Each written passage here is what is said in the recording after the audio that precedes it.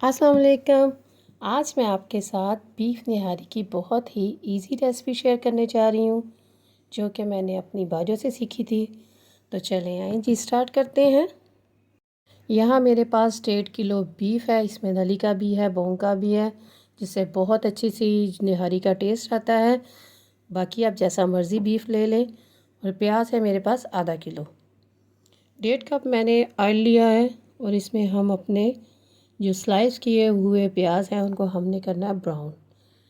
اچھا سا کلر آپ نے پیاز کا دینا ہے، اور اس کو ہم کریں گے جی 1.5 کپ آئل میں فرائی۔ اور جیسے ہی یہ فرائی ہو رہے ہیں تو وہاں ہم لیں گے ادرک لہسن کے، میں نے چھوٹے چھوٹے سلائس کیے ہیں۔ ان کا آپ پیسٹ بنا لیں یا ان کو چاپ کر لیں، وہ آپ پر ہے۔ یہاں میں ان کو چاپ کروں گی، بہت ان کا پیسٹ نہیں بناؤں گی۔ یہ تقریباً میرے پاس 3 بڑے چمچ، کھانے کے جو چمچ ہیں وہ ہوں گے۔ پیازوں کو بھی جو ہم نے پیاز فرائی کر رہے ہیں ان کو کلر آ رہا ہے، ابھی ٹھیک سے نہیں ہوئے۔ جیسے ہی ان کو اچھا سا کلر آئے گا تو ان میں سے ہم تقریباً 1 کپ نکال لیں گے، جو ہم رکھیں گے جی بعد میں، ہم جب نہاری کا گوشت گل جائے گا تو وہ میں آپ میرے ساتھ رہیں اور ساتھ ساتھ آپ دیکھتے رہیں۔ نمک میں نے ڈالا ہے 1 ٹیبل سپون۔ یہ میں نے اس لیے ایڈ کیا ہے کہ جب بھی آپ پیاز کو فرائی کریں نہاری کے لیے، بریانی کے لیے، تو اگر آپ اس میں نمک فرائی کرتے ہوئے ایڈ کرتے ہیں تو اس میں جو پیاز ہے اس کا ٹیسٹ، مٹھاس نہیں آتی۔ یہ میں نے پیاز کچھ جیسے ہی براؤن ہوئے ہیں میں نے نکال لیے ہیں، کیونکہ فرائی پیاز ہم بعد میں اس میں ایڈ کریں گے۔ باقی کے میں اس میں گوشت ڈالوں گی، اور گوشت کو اس میں اچھی طرح سے ہم کریں گے فرائی جب تک اس کا کلر نہیں اچھا سا آ جاتا۔ یہ میرا جو گوشت ہے یہ آئل کے اندر ابھی ہوگا فرائی۔ ساتھ ہی میں اس میں ڈالوں گی جو ادرک لہسن کا میں نے چاپ کیا ہوا ہے، وہ اس میں ایڈ کروں گی۔ آپ چاہیں تو اس کا پیسٹ بھی اس میں ڈال سکتے ہیں۔ اچھی طرح سے آپ نے اس کو فرائی کرنا ہے جب تک اس کا کلر نہیں چینج ہوتا تھا۔ اور یہ دیکھیں گے آپ کو نظر آ رہا ہوگا کہ اس کا کلر تقریباً اچھا سا آ گیا ہے، پیازوں کا بھی بہت اچھا سا اس میں کلر ہے۔ جتنے اچھی طرح سے آپ اس کو فرائی کریں گے یا بھونیں گے تو اتنا اچھا اس کا ٹیسٹ اور کلر آئے گا۔ اور اب اس میں ہم ایڈ کریں گے، یہاں میں نے لیا ہے 1 ٹیبل سپون ریڈ چلی کا وہ پیسٹ، اور 1 پیکٹ میں نے لیا ہے نہاری مسالہ، جو میں نے اس میں سرخ مرچ کا 1 چمچ ڈالا ہے، اس سے اس کا بہت اچھا سا ریڈ سا کلر آئے گا۔ اور نہاری مسالہ آپ کو کوئی اور مسالہ ایڈ کرنے کی ضرورت نہیں ہے۔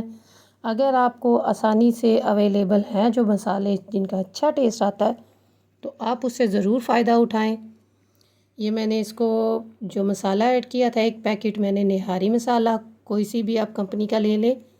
یہاں میں نے نیشنل کا لیا ہے، جو کہ مجھے اس کا ٹیسٹ بہت اچھا لگتا ہے۔ جیسے یہ اچھا سا میں نے بھونا ہے، اس کے بعد میں نے اس میں تقریباً 2 لیٹر پانی میں نے اس میں ایڈ کر دیا ہے، اور میں نے اس کو تقریباً 45 منٹ جو اس کو پریشر دوں گی۔ اگر آپ پریشر کے بغیر رکھیں تو یہ کم سے کم 2 گھنٹے لیں گے۔ 45 منٹ میں یہ بالکل اچھے سے جو میرا گوشت تھا وہ گل گیا تھا۔ آپ اپنے حساب سے آپ نے اس کو نہاری میں بالکل گوشت گلا ہوا ہونا چاہیے۔ یہاں میں اس کو پریشر لگاؤں گی تقریباً 45 منٹ۔ یہ نہاری بنانے کا سب سے ایزی وے ہے، اس سے زیادہ آسانی سے نہاری نہیں بن سکتی۔ تقریباً 1 گھنٹے میں تو ماسٹ آپ کی نہاری بن جائے گی۔ 45 منٹ بعد جب میں نے اس کا پریشر کھولا ہے تو میں آپ کو دکھاؤں گی کہ آپ دیکھیں گے کہ اس کا گوشت بہت اچھے سے گل گیا۔ یہ آپ کو نظر آ رہا ہوگا، میں آپ کے سامنے آپ کو دکھا رہی ہوں کہ بہت اچھے سے اس کا گوشت گل گیا ہے، کیونکہ جب تک نہاری کا گوشت بالکل اچھے سے گلا ہوا نہ ہو تو اس کا کوئی ایسا مزہ ہی نہیں آتا کھانے میں۔ اس لیے آپ نے اس کو، اگر یہ آپ کے 45 منٹ میں نہیں پریشر میں گلتا تو آپ اس کو زیادہ ٹائم لگا لیں۔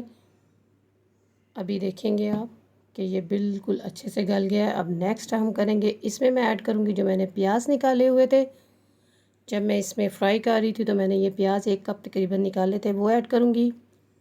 ہری مرچ 1/2 کپ میں نے اس میں ہری مرچ ڈالی ہے، جو چھوٹے چھوٹے پیسز کر کے سلائس کر کے۔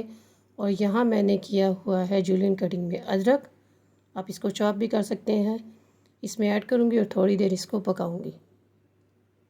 اور آپ اس طریقے سے اگر آپ نہاری بنائیں گے تو اس کے بعد آپ مجھے ضرور کمنٹس کر کے بتائیں کہ کتنا اچھا بنے گا۔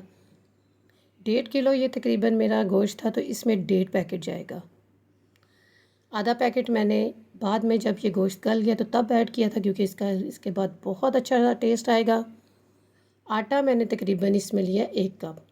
اچھی طرح سے اس کو آپ نے کرنا ہے مکس، کوئی گٹھلی نہیں ہونی چاہیے، اور آہستہ آہستہ آپ نے اس میں ایڈ کرنا ہے، اور آہستہ آہستہ آپ نے اس کو ہلاتے جانا ہے۔ چولہے کو آپ نے سلو کر دینا ہے جب آپ آٹا ایڈ کریں، اور ابھی آپ نے اس کو تقریباً 15 سے 20 منٹ اچھی طرح سے آپ نے اس کو پکانا ہے۔ اور گوشت آپ کو نظر آ رہا ہوگا کہ بہت اچھے سے یہ گل گیا ہے۔ یہ اب اس کو آپ نے سلو ہیٹ پہ اچھے سے پکانا ہے۔ نہاری ہماری ہو گئی ہے ریڈی۔ اس کو آپ نان کے ساتھ سرو کریں، ساتھ اس کی ٹاپنگ آپ پیاز، ہری مرچیں، ویسے تو میں نے سب کچھ اس میں ایڈ کر دی ہے، کچھ بھی آپ کو اس میں ایکسٹرا ایڈ کرنے کی ضرورت نہیں، لیکن پھر بھی کچھ اگر آپ سرو کریں تو اس کے ساتھ یہ چیزیں آپ ضرور رکھیں اپنے گیسٹ کے لیے۔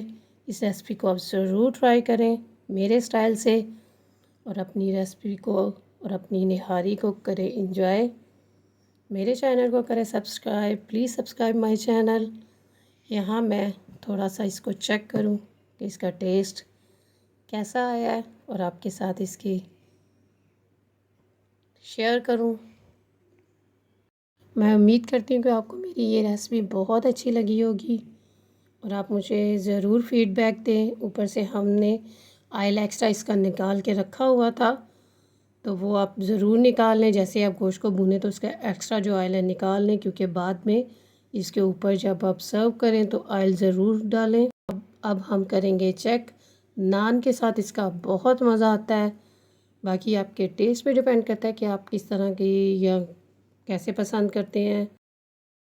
میرا آپ کے ساتھ اپنی ریسپی شیئر کرنے کا یہی مقصد ہوتا ہے کہ جو کچھ میں نے سیکھا ہے، اگر میری ریسپی دیکھ کے کوئی پکائے سیکھے تو مجھے اچھا فیل ہوگا۔